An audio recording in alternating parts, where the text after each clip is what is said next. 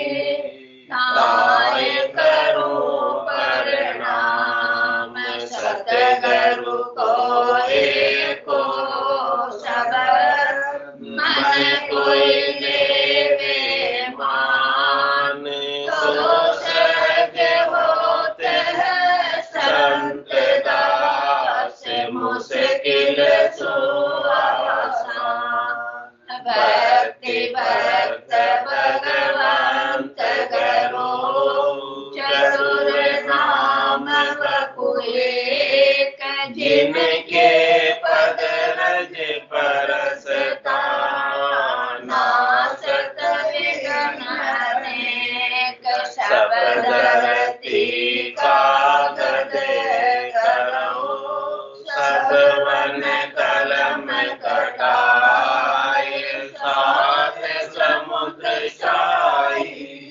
करो सतगुरु गुण लिखान जाए। राम राम राम राम राम राम। आप सभी के अंदर विराजमान परमात्मा के पावन चरण प्रणाम। राम राम राम। आनंद श्री सदगुरु सुखराम जी महाराज के अंदर हरजस पदराज सोरठ 26 आरंभ हुआ। महाराज फरमाओ पांडे ब्राह्मण कुण विदे बागा वो पांडे ब्राह्मण कुण विदे बागा चार वर्ण नख चक एक ही कंठ एक रागा चारै वर्ण नख चक एक ही कंठ एक रागा रे पांडे ब्राह्मण कुण विद बागा रे पांडे ब्राह्मण कुण विद बागा स्वामी कहो कौन विद कवाया किम जंगम किम जोगी स्वामी कहो कौन विद कवाया किम जंगम किम जोगी कैसे दर्शन वर्ण विचारो किम त्यागी किम भोगी कैसे दर्शन वर्ण विचारो किम त्यागी किम भोगी रे पांडे ब्राह्मण कुण विद बागा रे पांडे ब्राह्मण कुण विद बागा राजा राव बादशाह जुगरे पूजा पत किम बाजा राजा राव बादशाह जुगरे पूजा पत किम बाजा ऊंच नीच अर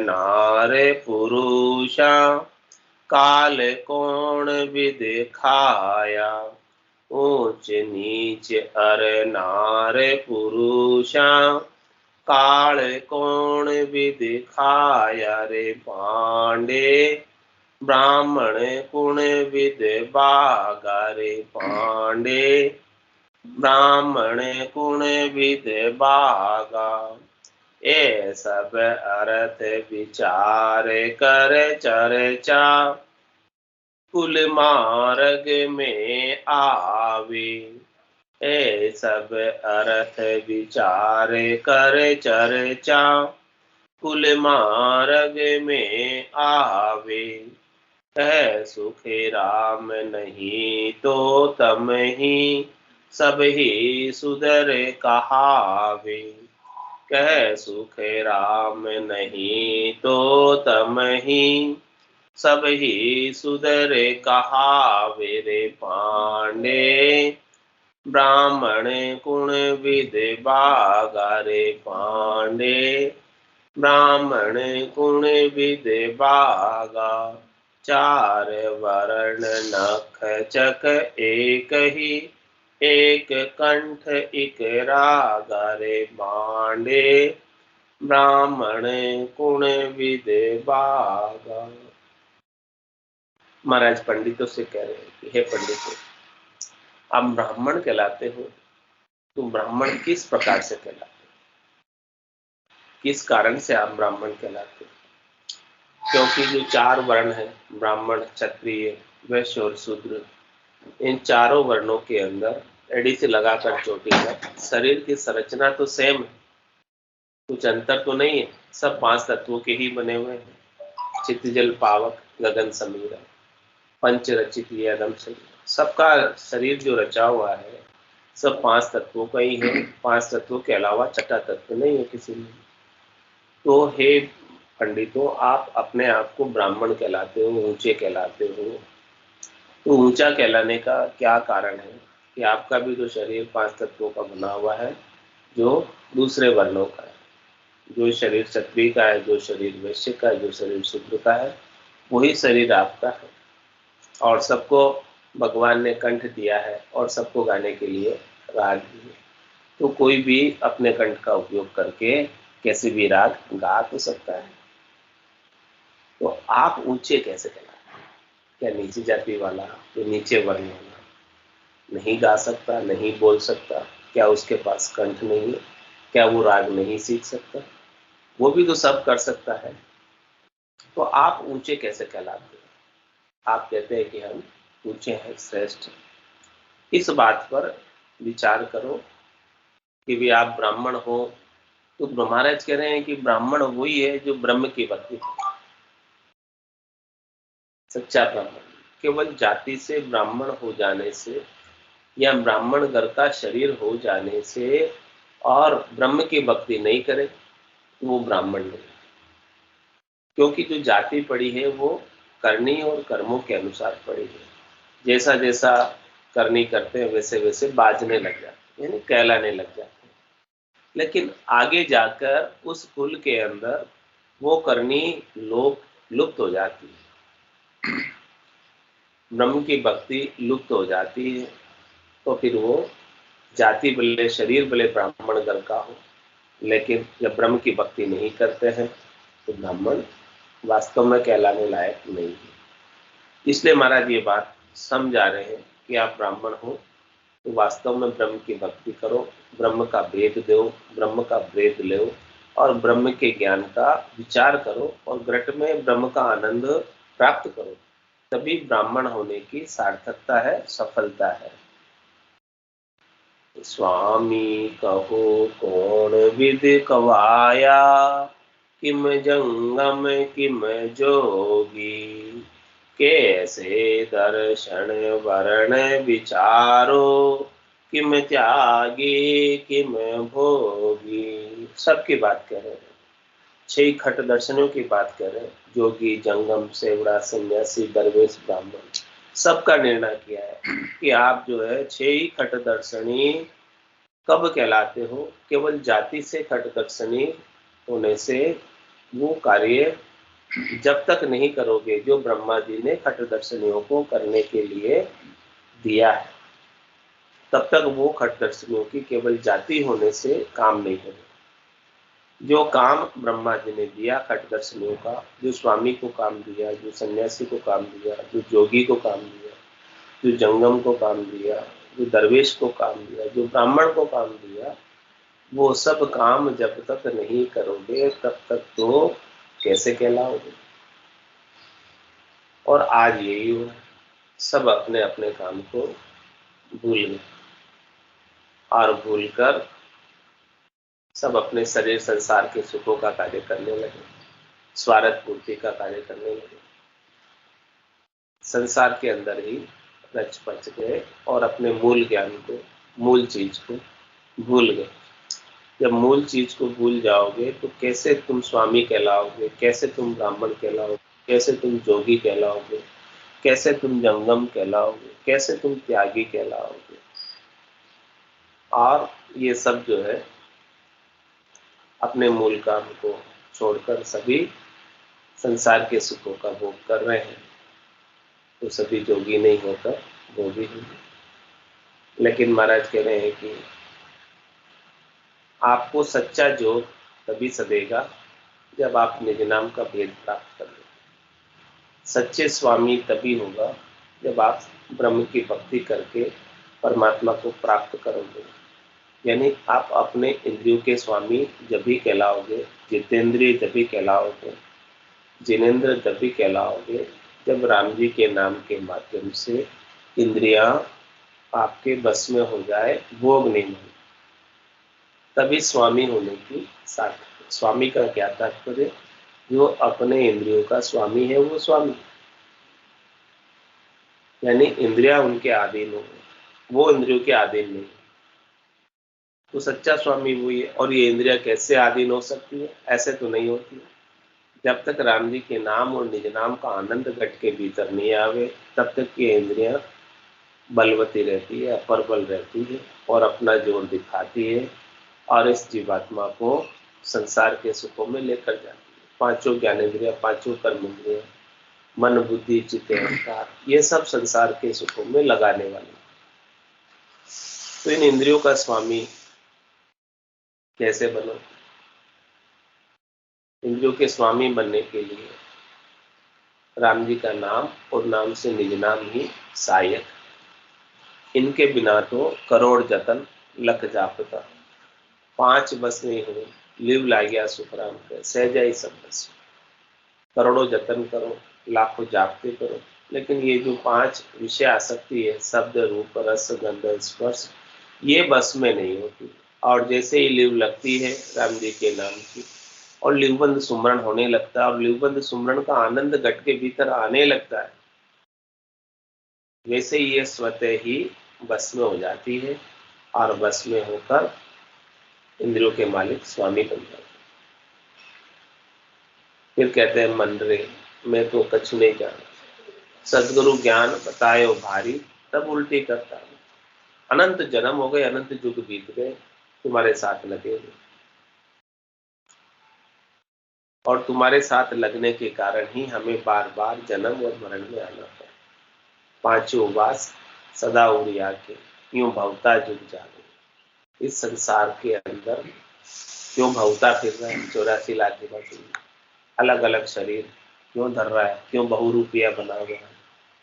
क्योंकि ये 5 प्रकार की वासनाएं शब्द रूप रस गंध स्पर्श की इस जीवात्मा को लगी हुई, और जब तक ये वासनाएं लगी रहेगी तब तक ये बहुता रहेगा, संसार के अंदर गोते लगाता रहेगा। फिर वासनाओं को मिटाने का एक ही उपाय है, भजन सु वासना जल जाए, दूजे और कोई नहीं है उपाय। तो ये भजन से ही वासना जलेगी और भजन के माध्यम से ही इंद्रियों के स्वामी कहला सकते हो, जितेंद्रिय या जिनेंद्र कहला सकते हो। इसके बिना तो नहीं। स्वामी कहो कौन विद पाया, किम जंगम किम जोगी।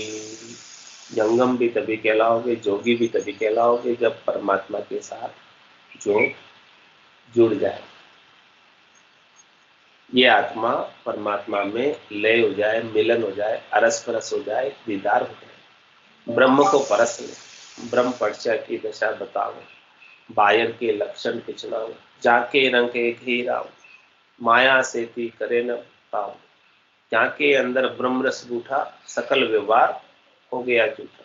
कनक कामणी करे न नेहा, छक्या ब्रह्म रस रहे विदेहा। जैसे बूंद मिले सागर में, पकड़ सके क्या कोई कर। जीव ब्रह्म मिल भया समाना, ब्रह्म मिल्या करम करे ना। यह चहन दर्शा बिना, मत कोई छोड़ो, रामचरण के राम बिन सभी को। तो महाराज मैं जिसके असली ब्रह्म का जोग सजा है वही जोगी, ब्रह्म का भीतर चलता रहता है, ब्रह्म का आनंद के भीतर आता रहता है, और जो कुछ भी कार्य करता है, करनी करता है, क्रिया करता है, वो सब ब्रह्म के ज्ञान के प्रकाश में है। निकट रहे ऐसी युक्ति लखाए, सदा विलास त्रास नहीं मन में, भोग में सब काम क्रिया करते हुए उस करनी क्रिया के परिणाम से अलग रहता है। करनी क्रिया के परिणाम से सारी जोग परमात्मा से जुड़ा रहता है। तो महाराज कह रहे हैं कि वो असली जोगी, असल जोग जिसके सजा है, और ये देह के दंड भी असल जोग सजने से जाए, नहीं तो ये देह के दंड तो हर एक देह के साथ भुगतने पड़ेंगे।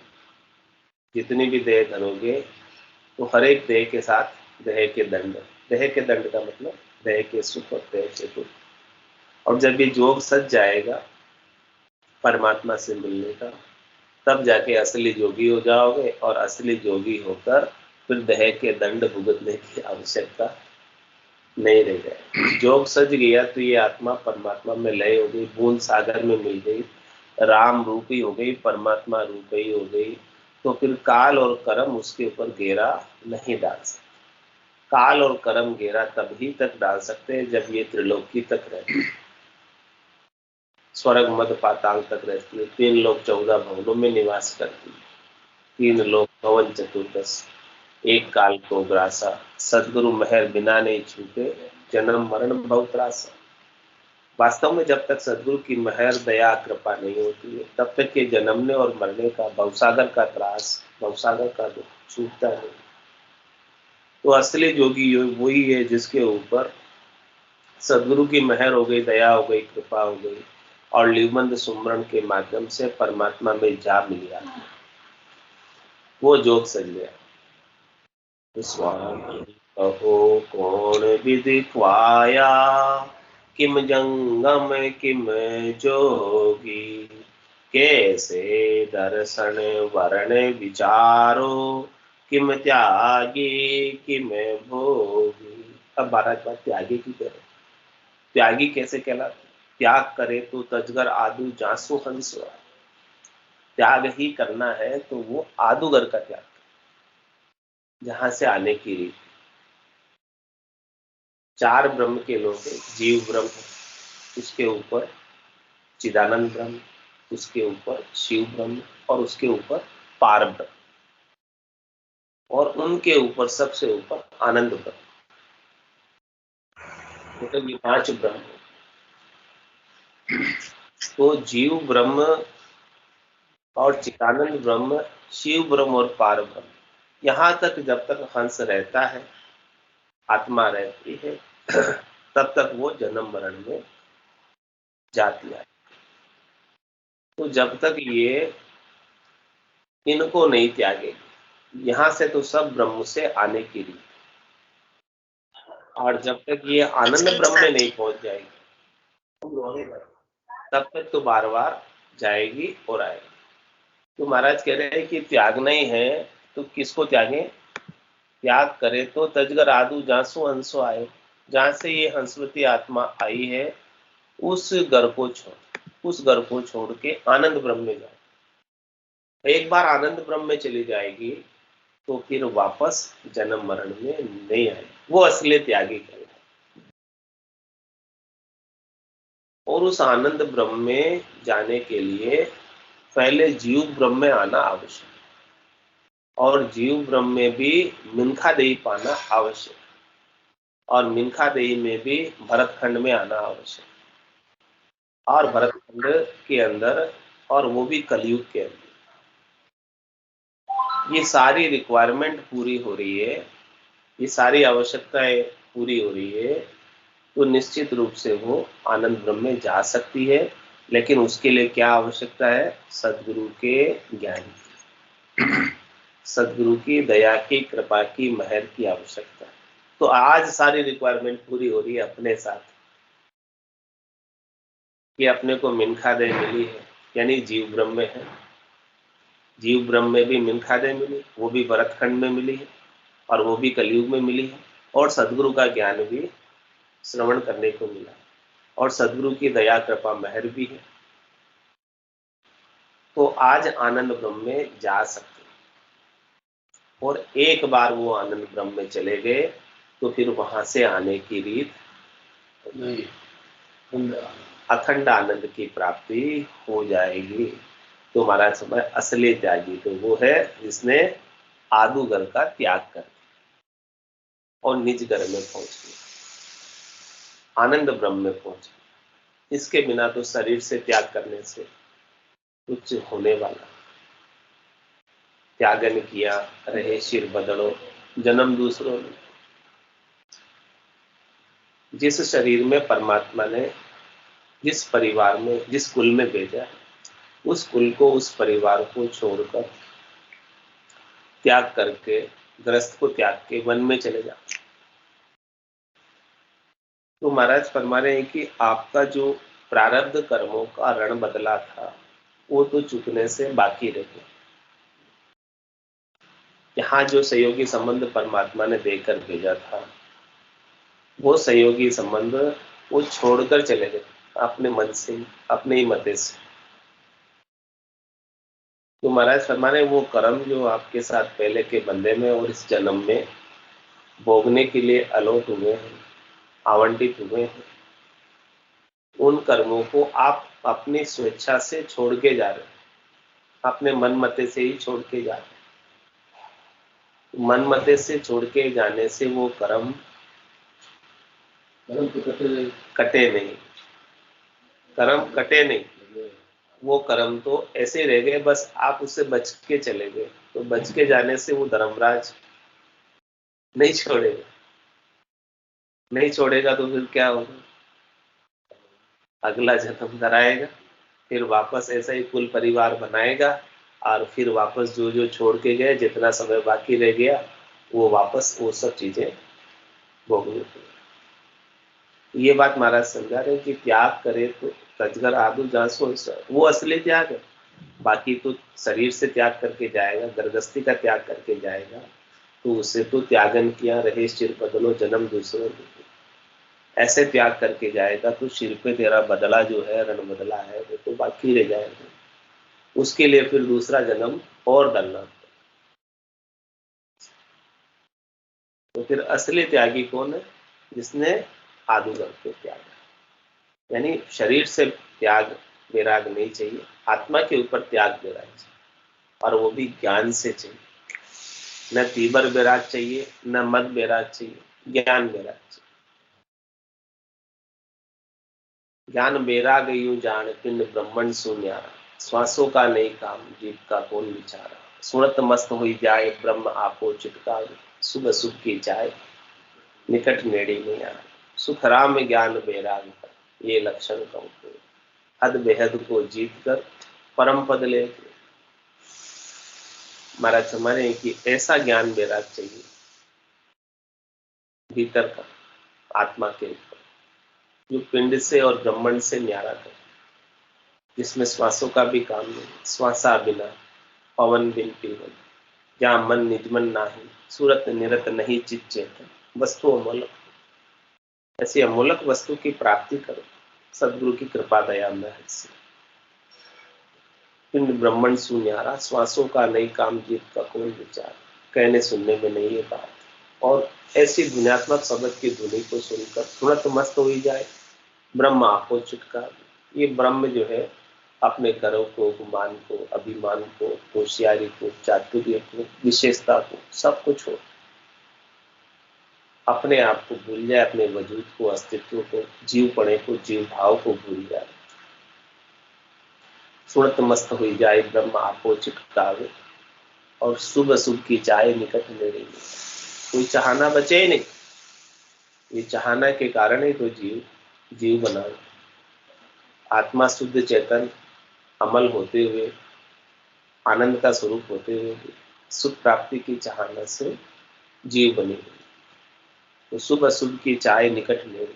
जब ऐसा गुणात्मक शब्द का आनंद आएगा तो अशुभ तो करेगा ही नहीं, और शुभ की चाहना भी छूट जाएगी। क्या करें?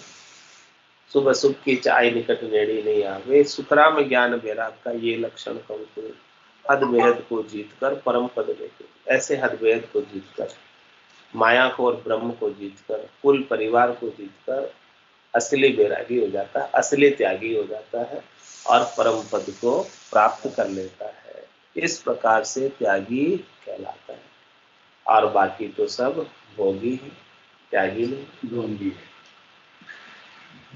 पांडे ब्राह्मण कुण विद बागाओ, पांडे ब्राह्मण कुण विद बागा। राजा राव बादशाह जुग में, पूजा पत किम बाजा। राजा राव बादशाह जुग में, पूजा पत किम बाजा।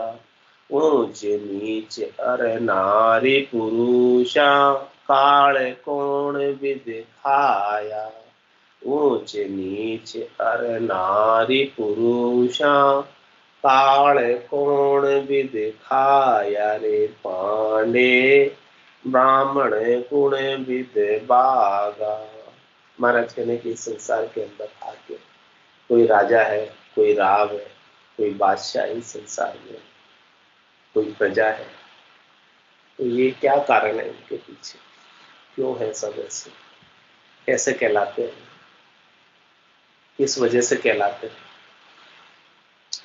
इसके पीछे क्या रीजन है कि जिसकी वजह से, तो सब ये महाराज कह रहे हैं कि अपने अपने करनी और कर्मों के अनुसार जो जो जैसी जैसी करनी करता है।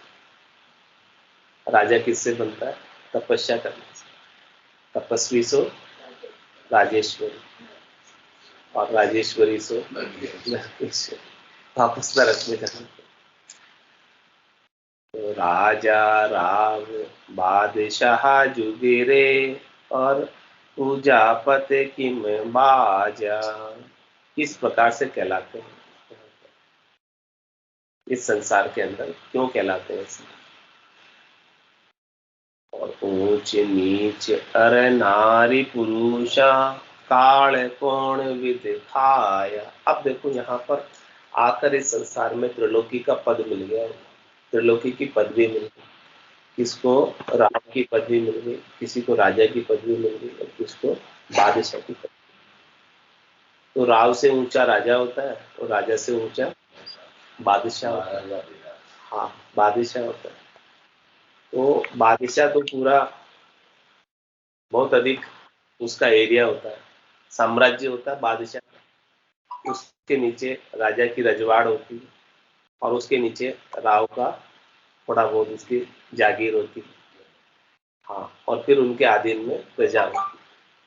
तो इस प्रकार से ये ओहदे हैं जिसके त्रिलोकी के संसार की पदवियां। ठीक है।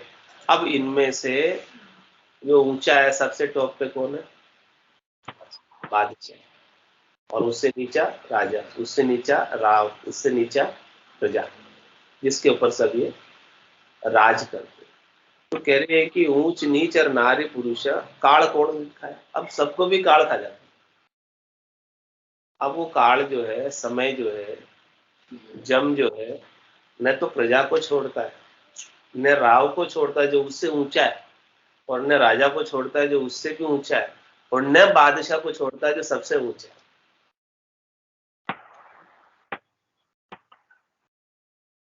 तो बोलो क्या लाभ हुआ राजा बनने का, राव बनने का, राजा बनने का, बादशाह बनने का? उसको भी काल जाके खा गया। क्या लाभ? कुछ भी तो नहीं हुआ। इससे तो अच्छा होता है कि अपने श्वासों को, समय को परमात्मा की प्राप्ति में लगाकर राजकाज में उलझ गया, और वो पद भी छोड़ना पड़ा।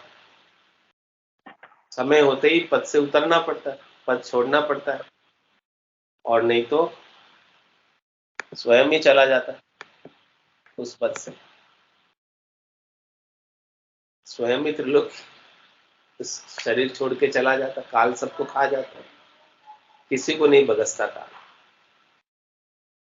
जम जालम में दान, ऐसा जम जालिम किसी को नहीं छोड़ता।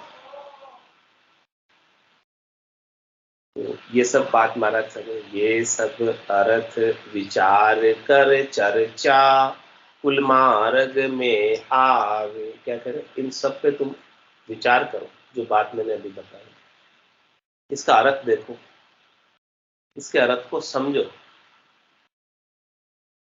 और इस पर चर्चा करो। और ये सब कुल के मार्ग हैं, माया ब्रह्म के मार्ग हैं, इन संसार में ही रखने के मार्ग हैं। ये सब संसार के मार्ग के अंदर जब तक रहोगे, कुल के मार्ग में रहोगे, तब तक तो जन्मना और मरना आरंभ ही रहेगा, छूटेगा नहीं। और इस कुल के मार्ग को छोड़कर गुरुपदेश के मार्ग को पकड़ो, संतों के मार्ग को पकड़ोगे, रामजनों के केवली भगवंतों के मार्ग को पकड़ोगे तो परम मोक्ष में पहुंच पाओगे। वो मार्ग पकड़ो, नहीं तो ये कुल के मार्ग में तो जाना आना बराबर बना रहेगा, छूटेगा नहीं। कहे सुखे राम नहीं तो तम ही, सब ही सुधर कहा वेरे पांडे, ब्राह्मण गुण विद्य बागा। नहीं तो महाराज कह रहे हैं कि सभी सुधर कहलाते। सुधर कौन? क्योंकि सबको गर्भ में आना पड़ेगा, सबको मलमूत्र की थैली के पास रहना पड़ेगा 9 महीने। तो जो गर्भ में आया वो सब सुधर हो गए। हाँ, और जो गर्भ में नहीं आए वो असली ब्राह्मण है, ब्रह्म की भक्ति करके परमात्मा के पद को प्राप्त कर गए। नहीं तो सब सुधर, जो मलमूत्र की थैली के पास आ गए वापस, वहीं उनका निवास हो गया 9 महीने, तो सुधर हो गए कि नहीं होगा? जो मलमूत्र में ही रहता है 9 महीने, तो क्या हो गया? सुधर ही हो गया। गर्भ में नहीं आए तो सुधर नहीं, गर्भ में आए तो सब सुधर। तो पांडे ब्राह्मण कुण विद बागारे, मांडे ब्राह्मण कुण विद बागा, चार वर्ण नख चक एक ही, एक कंठ इक रागारे, पांडे ब्राह्मण कुण विद बागा। बोलो राम सदगुरु देव जी महाराज में धन्य हो, धन्य हो। परम दयाल सदगुरु सुखराम जी महाराज में धन्य हो, धन्य हो। अनंत श्री सदगुरु सुखराम जी महाराज के ज्ञान स्वरूप भगवान में धन्य हो, धन्य हो।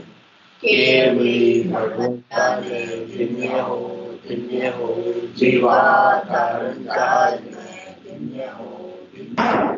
मोक्ष के मालिका में धन्य हो, धन्य हो। अनंत कोटि संतान में धन्य हो, धन्य हो। राम सभा में राम राम राम सा सब संतान सत्संग राम राम राम राम राम राम राम।